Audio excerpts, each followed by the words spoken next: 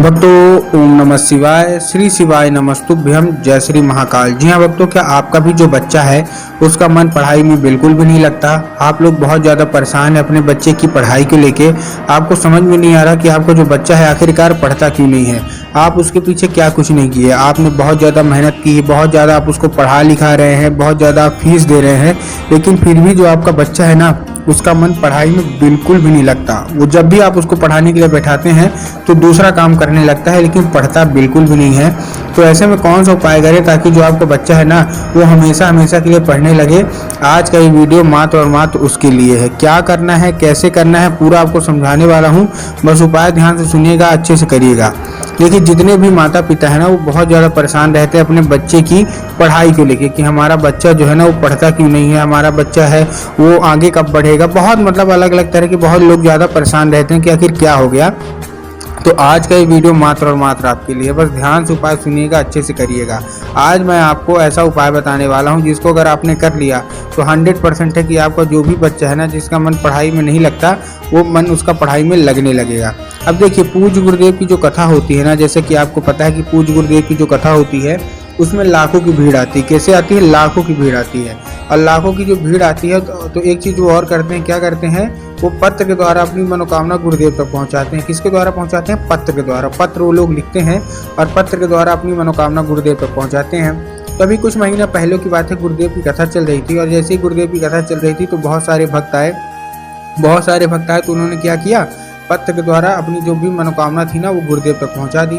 जब गुरुदेव ने पत्र पढ़े तो उसमें बहुत सारे लोगों की अलग अलग मनोकामना थी, लेकिन ज़्यादातर लोगों की सेम टू सेम मनोकामना थी। क्या थी कि गुरुदेव, हमारा जो बच्चा है ना उसका मन पढ़ाई में बिल्कुल भी नहीं लगता। हम लोग बहुत ज़्यादा परेशान हैं, कृपया करके कोई ऐसा उपाय बता दें ताकि जो हमारा बच्चा है ना उसका जो मन है वो पढ़ाई में लगने लगे। जब गुरुदेव ने ये सुना तब गुरुदेव ने 2 से 3 उपाय बताए और कहा केवल और केवल ये उपाय कर लेना, तुम्हारा जो भी बच्चा है जिसका मन पढ़ाई में नहीं लगता 100% उसका मन पढ़ाई में लगेगा ही लगेगा। जब गुरुदेव ने ये बताया तो लोगों ने जाके उसको घर में ये उपाय को किया और जैसे इस उपाय को उन्होंने जाके घर में किया, मात्र 1 से 1.5 महीने के बाद गुरुदेव की कथा में वो लोग वापस आ गए। जैसे वो लोग गुरुदेव की कथा में वापस आए, उन्होंने फिर से गुरुदेव को पत्र लिखा, लेकिन इस बार आप जान के हैरान हो जाओगे कि ये वाला जो पत्र था ना ये गुरुदेव को धन्यवाद के रूप में पत्र था कि गुरुदेव धन्य हो आपका, आपके द्वारा बताया गया उपाय हमने कर लिया और हमारा जो बच्चा था ना जिसका मन पढ़ाई में बिल्कुल भी नहीं लगता था उसका मन पढ़ाई में लगने लगा है। आपका कोटि कोटि धन्यवाद। तो देखिए, अगर आप भी जानना चाहते हैं ना कि आखिर ऐसा कौन सा उपाय है जिसको करने मात्र से जो बच्चे होते हैं वो मात्र 1 से 1.5 महीने के अंदर पढ़ने लगते हैं, तो चलिए हम बताते हैं आपको आज की इस वीडियो में।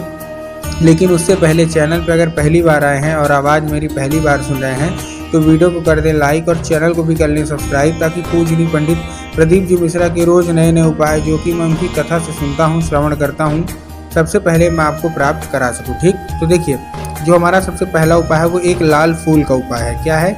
एक लाल फूल का उपाय है। ठीक, अब ये लाल फूल आप कोई सा भी ले सकते हैं, गुलाब का ले सकते हैं, गुड़हल का ले सकते हैं, जो भी आपका मन हो वो आप लाल फूल ले लीजिए। ठीक, ले लिए। अब लेने के बाद आपको क्या करना है, जैसे आप लाल फूल ले लेते हैं बस एक चीज़ का ध्यान रखना है कि लाल फूल कहीं से मुरझाया हुआ नहीं होना चाहिए, कहीं से खंडित नहीं होना चाहिए और कहीं से भी कटा फटा बिल्कुल भी नहीं होना चाहिए। ठीक, आपने ले लिया। लेने के बाद आपको करना क्या है, देखिए, जैसे आपने ले लिया ना, शाम के वक्त आपके घर में माता सरस्वती की फोटो होता अति अनिवार्य है। इस उपाय में माता सरस्वती की फोटो होना अति अनिवार्य है ही, इस चीज़ का आपको ध्यान रखना है। ठीक, अब माता सरस्वती की आपने फोटो ले ली। अब आपको अगर आपके घर में है तब तो अच्छी बात है, लेकिन अगर नहीं है तो आप बाजार से लाइए और स्थापना करिए अपने घर में, उनको जगह दीजिए। ठीक, अब क्या करना है, शाम के वक्त जब आपके घर में क्या है पूजा पाठ होती है सांझ की, मतलब शाम की जब पूजा पाठ होती है ना तो आपको एक लाल फूल अर्पित कर देना है माता सरस्वती को। और जैसे ही आप लाल फूल अर्पित करते हैं माता सरस्वती को, माता से उसको औषधि के रूप में मांगना है कि माता कृपया करके हमको इसको औषधि के रूप में प्रदान करिए, हमारा जो बच्चा है उसका मन पढ़ाई में बिल्कुल भी नहीं लगता। अब क्या है, अब वो जो लाल फूल है ना वो औषधि बन जाएगा। ठीक, अब जब आपका बच्चा उसी रात खाना पीना खा के सो जाए, क्या करे, खाना पीना खा के सो जाए, तो आपको करना क्या है, आपको केवल और केवल वही लाल फूल उठाना है और उसके माथे पे 2 से 3 बार आपको फेर देना है। ठीक, आपने फेर दिया। फेरने के बाद आपको क्या करना है, जैसे आप फेर दिए, पूज्य गुरुदेव कहते हैं कि फूल के जरिए स्वयं माता जो सरस्वती है ना उसके दिमाग में प्रवेश कर जाती हैं और उसका जितना भी मन दूसरी जगह लगता है वहाँ से हट के केवल और केवल पढ़ाई की ओर लगने लगेगा। ठीक, ये था हमारा पहला उपाय। अब हम आते हैं अपने दूसरे उपाय की ओर।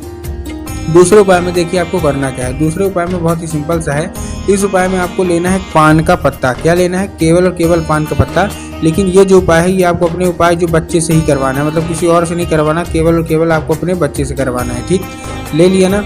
अब क्या करना है, पान का पत्ता लिया, उसमें आपको शहद का लेपन करवा देना है। क्या करवा देना? शहद का है वो लेपन करवा देना है। ठीक, शहद का लेपन करवा दिया। अब शहद का लेपन करवाने के साथ आपको करना क्या है, देखिए आपको भेज देना उसको सीधा सीधा शिव मंदिर। अब देखिए जैसे ही शिव मंदिर पहुंचेगा आपको दिमाग में आया होगा कि हमको बाबा भोलेनाथ की शिवलिंग पर अर्पित करवा देना है। नहीं, आपको बाबा भोलेनाथ की शिवलिंग पर अर्पित नहीं करवाना, आपको माता शोक सुंदरी की जगह पर अर्पित करवाना है। अब देखिए अगर आपको पता है कि माता शोक सुंदरी की जगह कहाँ होती है तब तो ठीक, लेकिन अगर आपको ये नहीं पता कि माता शोक सुंदरी की जगह कहाँ होती है, तब गुरुदेव ने साफ साफ बताया है कि आप जिस भी शिव मंदिर जा रहे हैं ना, उस शिव मंदिर का जो जलाधारी होती है ना, जलाधारी के दाएं मतलब राइट साइड में माता शोक सुंदरी की जगह होती है। तो बस आपको करना क्या है, आपको माता शोक सुंदरी की जगह पे आपको चुपचाप अर्पित करवा देना है वो पान का पत्ता। बस पूज्य गुरुदेव कहते हैं ज़्यादा से ज़्यादा 1 महीना या उससे भी ज़्यादा 1.5 महीना इतना ही समय लगेगा। आपका जो भी बच्चा है वो 100% पढ़ेगा ही पढ़ेगा, और उसका जितना भी दिमाग बाकी कामों में लगता है